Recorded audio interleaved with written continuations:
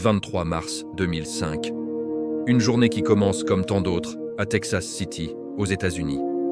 Soudain, une série d'explosions assourdissantes déchire la tranquillité de la ville. Un gigantesque nuage de vapeur s'enflamme, créant une boule de feu terrifiante, visible à des kilomètres à la ronde. La troisième plus grande raffinerie des États-Unis, une installation colossale appartenant au géant pétrolier BP, vient de connaître l'un des pires accidents industriels de l'histoire américaine.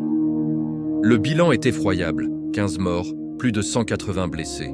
Comment une telle catastrophe a-t-elle pu se produire dans une installation supposée être à la pointe de la technologie? Aujourd'hui, nous allons plonger au cœur de la technique, dans les tuyaux et les vannes de la raffinerie de Texas City, pour comprendre l'enchaînement fatal qui a mené à ce désastre. Ce n'est pas seulement une histoire d'erreurs humaines, c'est aussi l'histoire d'équipements qui ont failli et d'alertes qui ont été ignorés sous la pression.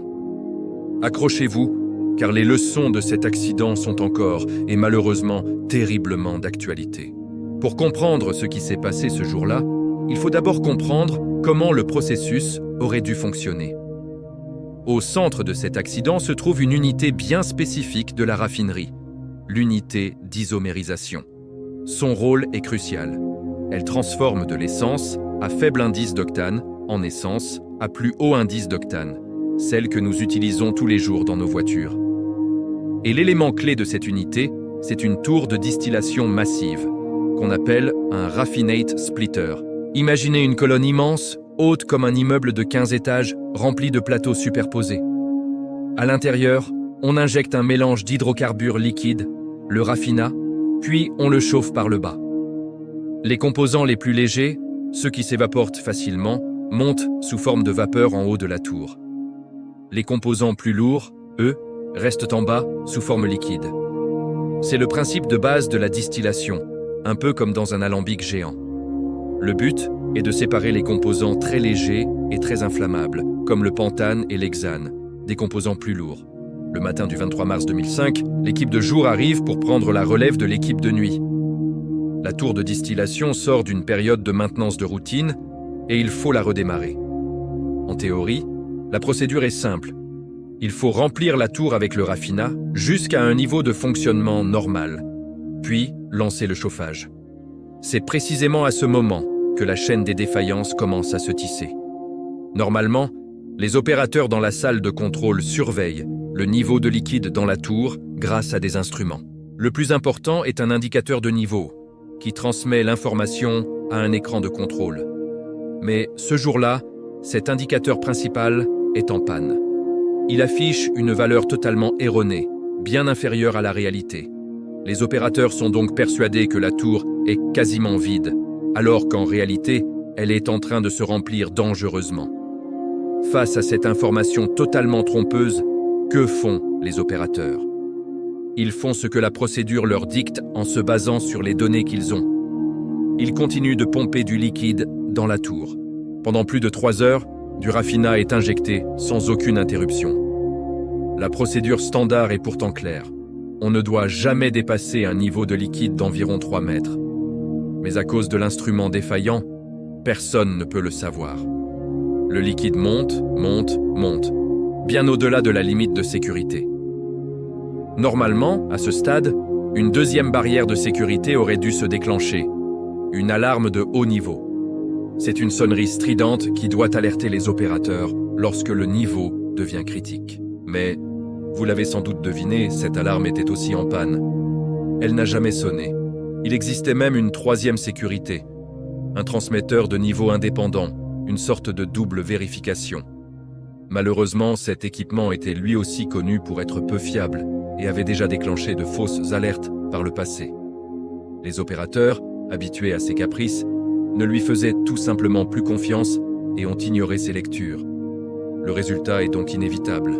La tour, qui mesure 50 mètres de haut, se remplit intégralement de liquide hautement inflammable. Au lieu d'avoir un niveau de liquide de 3 mètres, on a maintenant une colonne de 50 mètres de liquide. Et c'est là que l'erreur fatale est commise.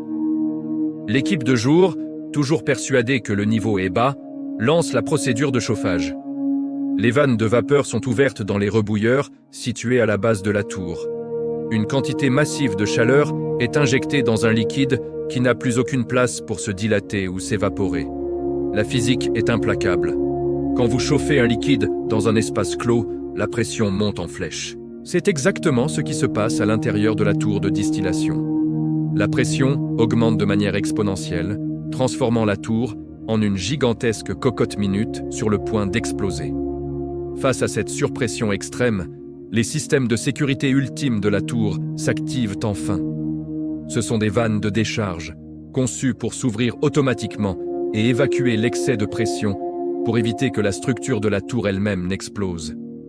3 de ces vannes de sécurité s'ouvrent en cascade. Un torrent de liquide et de vapeur d'hydrocarbures surchauffés à plus de 150 degrés Celsius est alors violemment expulsé du sommet de la tour. Et où va ce mélange mortel? Il est dirigé via une tuyauterie vers un autre équipement qui joue un rôle central dans cette tragédie. Le blowdown drum, ou ballon de dépressurisation. Et ici, nous touchons au cœur même de la conception défaillante de ce système. Un blowdown drum est censé être un équipement de sécurité. Son rôle est de collecter les rejets occasionnels de gaz ou de liquide venant des unités, de séparer le liquide du gaz et d'évacuer le gaz en toute sécurité vers l'atmosphère via une haute cheminée. Le liquide, lui, est stocké au fond avant d'être traité.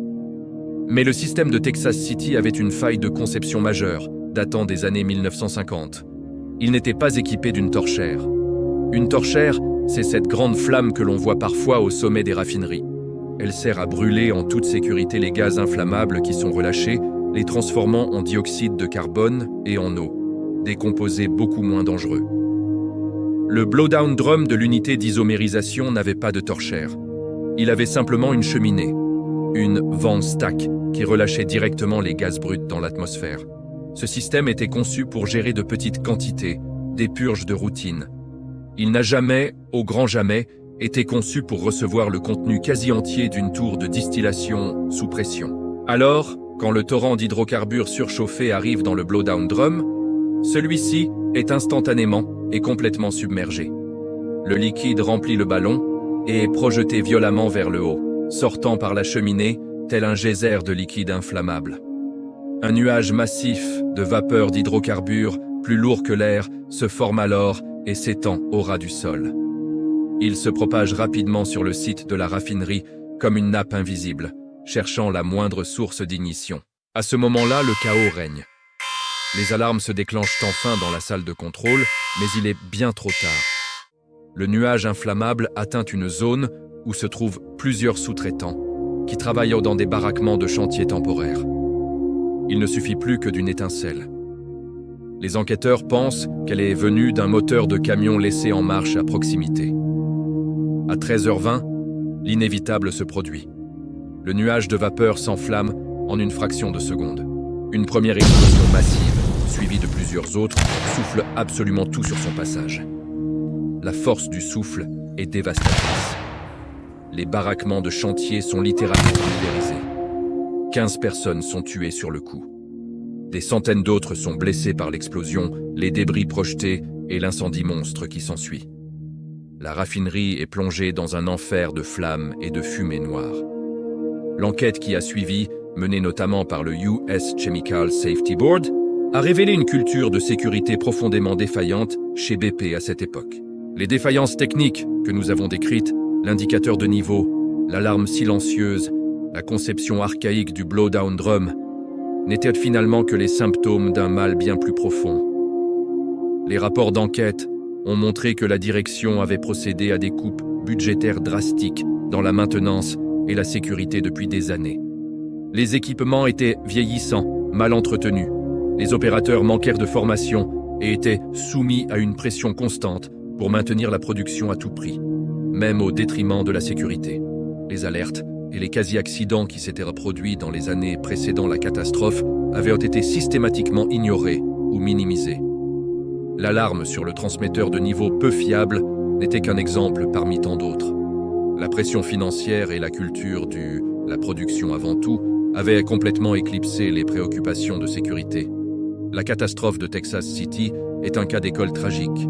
Elle nous montre comment une série de petites défaillances techniques qui, prises isolément, semblent gérables, peuvent s'enchaîner pour créer un désastre d'une ampleur inimaginable. Un indicateur qui ne marche pas, une alarme silencieuse, une tuyauterie qui mène au mauvais endroit. Chacun de ces éléments était un maillon faible, mais c'est leur combinaison, dans un contexte de culture de sécurité défaillante, qui a rendu la catastrophe inévitable. Cet accident a forcé l'industrie pétrolière mondiale à réévaluer ses pratiques. Les normes sur les systèmes de sécurité, sur l'emplacement des bâtiments non essentiels comme les baraquements de chantier, et sur la nécessité absolue d'avoir des torchères ont été drastiquement renforcées. Mais la leçon la plus importante est humaine et organisationnelle. Aucune technologie, aussi avancée soit-elle, ne peut compenser une culture d'entreprise qui ignore les signaux d'alerte et place les profits avant la vie humaine. Le souvenir des 15 victimes de Texas City nous rappelle douloureusement que la sécurité n'est pas une dépense. C'est un investissement qui n'est pas négociable. Merci d'avoir regardé cette vidéo jusqu'au bout. Si ce genre d'analyse approfondie vous intéresse, n'hésitez pas à vous abonner à la chaîne et à activer la cloche pour ne rien manquer de nos prochaines enquêtes.